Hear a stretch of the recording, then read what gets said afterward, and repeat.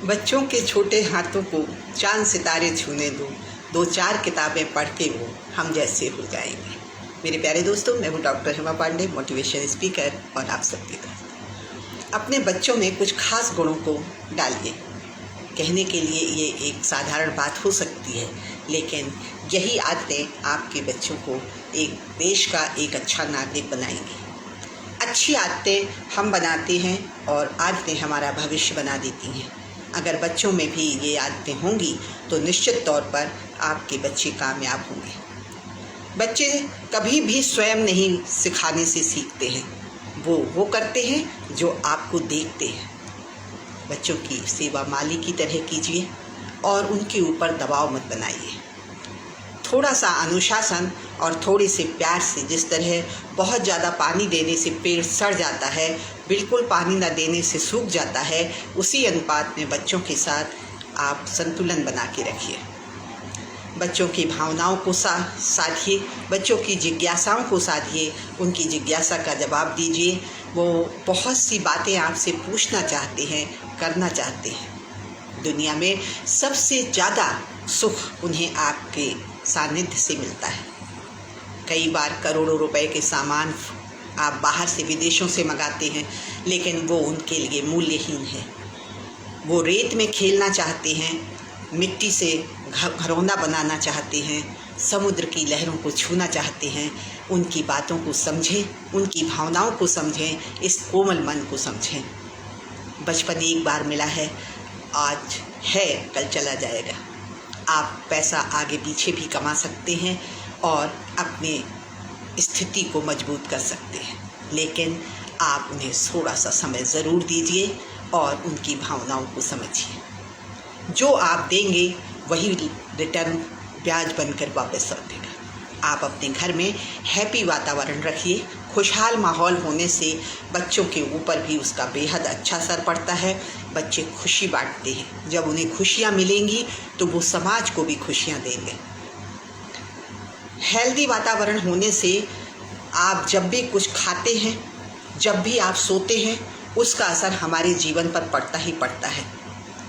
आप क्या खा रहे हैं और कब सो रहे हैं, जब बच्चे देखेंगे तो दुनिया के किसी भी कोने में होंगे, कुछ भी खाएंगे और कभी भी सोएंगे, लेकिन उनके अंदर एक मलाल ज़रूर रहेगा कि हाँ, माँ क्या खाती थी और कैसे सोने का समय हमारा निश्चित था।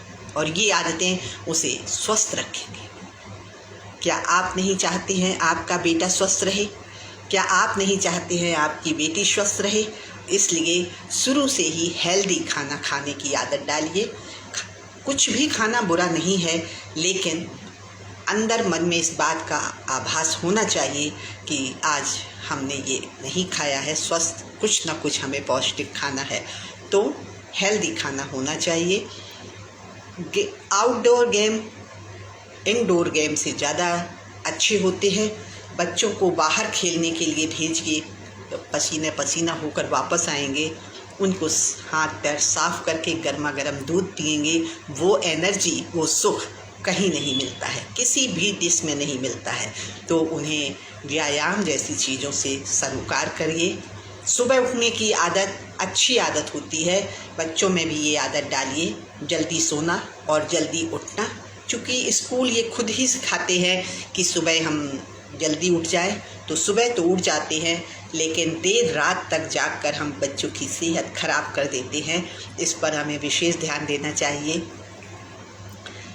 सबसे ज़्यादा कष्टप्रद जो है वो है हम्बल ना होना। हमारे यहाँ पिता बॉस की तरह होता है और हम्बल वातावरण नहीं होता है। माँ घरेलू काम में बिज़ी रहती है, तो वो भी बहुत चिड़चिड़ी हो जाती है, भावनाओं को नहीं समझ पाती है। ऐसी स्थिति में बच्चे बिल्कुल तन्हा महसूस करते हैं। तो पिता को भी 24 घंटे में कोई एक समय साथ में खाना खाना चाहिए। साथ में रहना चाहिए और बच्चे क्या कह रहे हैं इस पर ज़रूर गौर करना चाहिए। जब उनको आप अभिव्यक्ति का मौका देंगे तो वो अपनी गलतियां भी शेयर करेंगे, और वो जो गलतियां शेयर करेंगे तब हम उन्हें धीरे से सुझाव दे सकते हैं, धीरे से समझा सकते हैं, धीरे से बता सकते हैं। लेकिन अगर हम बॉस बन के रहेंगे, हिटलर बन के रहेंगे, तो वो अपनी गलतियों को भी छिपाने लगेंगे। तो हेल्दी वातावरण के साथ साथ हम्बल होना भी बेहद ज़रूरी है। ऑनेस्ट रहना ये हमारी ही गलती होती है। कभी कभी फ़ोन आता है और फ़ोन के माध्यम से हम अपने बच्चे से कहते हैं कि जाओ बता दो हम नहीं हैं। बच्चा फ़ोन को लिए खड़ा है, सोच रहा है पापा तो हैं लेकिन नहीं हैं, हैं नहीं हैं, हैं नहीं हैं, और पिता डांट देता है उनको जब वो फ़ोन रखता है कि पापा कह रहे हैं मैं नहीं हूँ। और जब वो फ़ोन रख देता है तो पापा उसे झिड़क देते हैं कि जितना कहा जाए उतना ही किया करो, क्योंकि वो पूछने जाता है कि पापा आप तो हैं लेकिन आप नहीं हैं, तो उसे डांट देते हैं। और इस तरह हम बच्चों को सिखाते हैं कि झूठ कितनी खूबसूरती से बोला जाता है, ये गलती हमारी ही होती है। तो हमने अभी गौर किया है कि हमारा ऑनेस्ट रहना कितना ज़रूरी है। हाई थिंकिंग इसलिए ज़रूरी है मेरे दोस्त कि बचपन से हम एक सीमित दायरा में हो जाते हैं, हम बड़ा नहीं सोचते हैं। क्यों? हम हमेशा ये कह देते हैं हमारी चादर इतनी बड़ी नहीं है, इतना बड़ा सोचने की ज़रूरत नहीं है।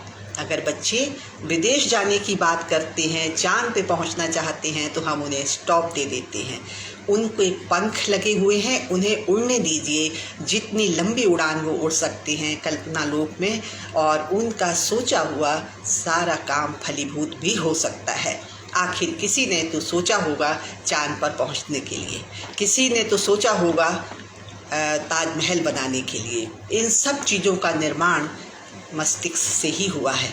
हिमालय की चोटी पर पहुंचने वाले तानसेन हिलेरी जैसे लोगों ने पहले दिमाग में ही सोचा होगा, तब उतनी ऊंचाइयां छुई हैं। जो भी कामयाब हुए हैं वो सबसे पहले दिमाग में ही कामयाब हुए हैं, उसके बाद उन्होंने मंजिल पाई है। तो अपने बच्चों को ऊंची उड़ान उड़ने दीजिए, बड़ा सोचने दीजिए, क्योंकि किसी भी कामयाबी में कोई पैसा, कोई साधन, कोई सुविधाएं मायने नहीं रखती हैं। मायने रखता है तो सिर्फ उसकी सोच, उसके विचार, उसकी अपनी थिंकिंग। इसलिए नेपोलियन बोनापार्ट ने कहा था कि असंभव कुछ भी नहीं है, जो भी है सब संभव है, बशर्ते आपका दिमाग क्या कहता है, आपका दिमाग क्या सोचता है। इसलिए हमेशा बड़ा सोचिए। तो हमें गौर करना है, सबसे पहले हम हैप्पी वातावरण दें, हेल्दी दें, हम्बल दें, ऑनेस्ट दें और हाई थिंकिंग दें।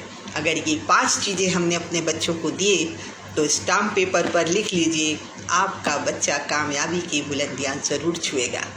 मेरी शुभकामनाओं के साथ जय हिंद, जय भारत, नमस्कार।